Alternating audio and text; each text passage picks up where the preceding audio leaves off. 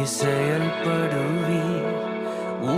கரம் என்னை விலகாதிருக்கும்.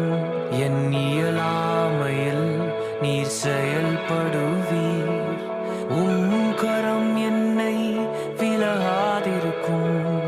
மலைகளை பெயர்ப்பீர் என்றார்.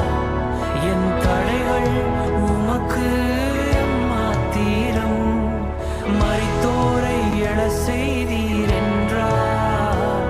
என் நோய்கள் உமக்கு எம்மாத்திரம். கிரகிக்க முடியா காரியம் செய்வீர். சர்வஞானி